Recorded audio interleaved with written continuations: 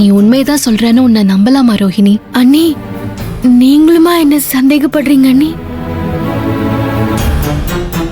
நீங்களுமானா வேற யார் உன்னை சந்தேகப்படுறா? இல்ல அண்ணி, அண்ணன் என்ன நம்பாம நான் தப்பு பண்ணிருப்பேன்னு நினைச்சு என் மேல கோவமா இருக்குல்ல, அதனால அப்படி கேட்டேன். ஏய், உங்க அண்ணன் உன்னை எப்பவுமே சந்தேகப்பட்டதே இல்ல ரோஹிணி. உன்னோட காதல் விஷயத்த நீ அவர்கிட்ட சொல்லாம அவரை ஏமாத்திட்டேங்கிற கோவம் தான் அவருக்கு.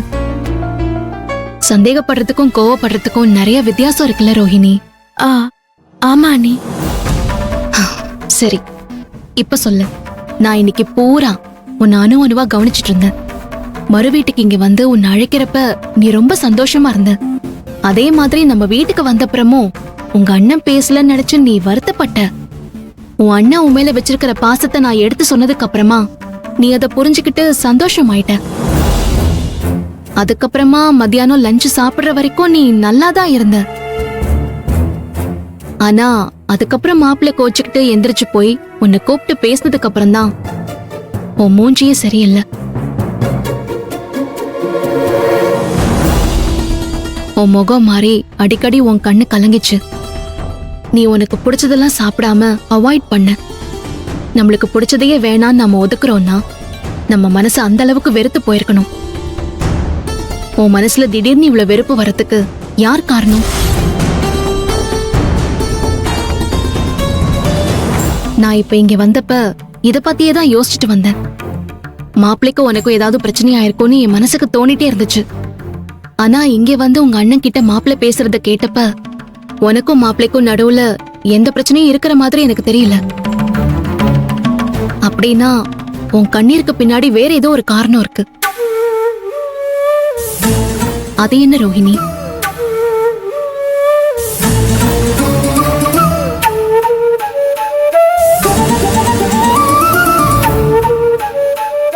மாப்பிள்ளைக்கும் உனக்கும் பிரச்சனை இல்லைன்னா வேற யார் கூட உனக்கு பிரச்சனை? சொல்லு ரோஹிணி. மறு வீட்டு விருந்துக்கு வந்த இடத்துல உன் முகம் வாடி போனதுக்கும் அடிக்கடி நீ கண் கலங்கினதுக்கும் என்ன காரணம்? யார் காரணம்? சொல்லு.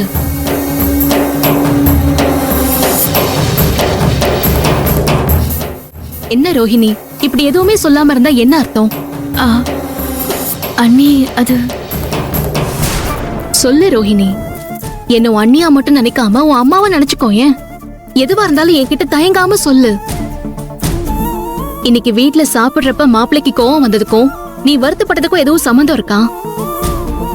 மாப்பிள்ளை உன்கிட்ட மட்டும் பேசணும்னு சொல்லி எங்க எல்லாரையும் அனுப்பி வச்சாரே, அப்ப திட்டினாரா? என்ன சொன்னாரு? ஐயோ, அண்ணி என்கிட்ட எதை கேட்க கூடாதுன்னு நினைச்சேனோ அதையே தோண்டி துருவி கேட்டுட்டு இருக்காங்களே. இப்ப நான் அன்னிக்கிட்ட என்ன சொல்லி சமாளிப்பேன்? ரோஹிணி, நான் உன்கிட்ட தான் பேசிட்டு இருக்கேன். பதில் சொல்லு.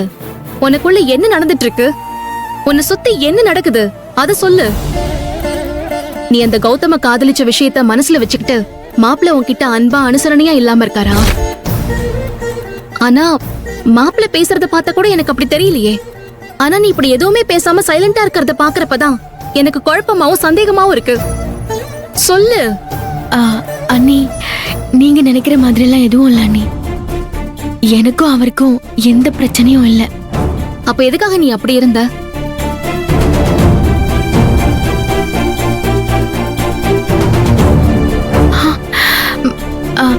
அண்ணி, அது என் அண்ணன் என்கிட்ட பேசாம இருக்குல்ல, அந்த வருத்தம் தான் அண்ணி.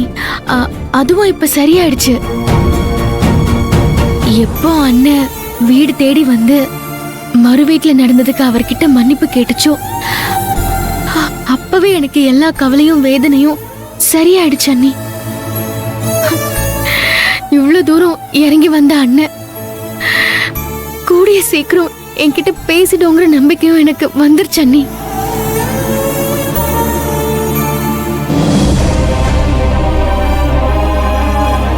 நீ சொல்றது உண்மைதானா? ஆமா அண்ணி. நம்பலாம்ல? கண்டிப்பா நம்பலாம் அண்ணி. நீங்க என்கிட்ட கேட்ட மாதிரி அவர்கிட்ட தப்பி தவறி கூட இத பத்தி எதுவும் கேட்டுறாதீங்க. அவரு ரொம்ப மனசு வருத்தப்படுவாரு. நீங்க இந்த விஷயத்த இதோட விட்டுருங்க அண்ணி ப்ளீஸ். எனக்கும் நீ சந்தோஷமா இருந்தா போதும். நீ சந்தோஷமா நிம்மதியா நல்லபடியா இருக்கல்ல, அதுவே எனக்கு போதும்.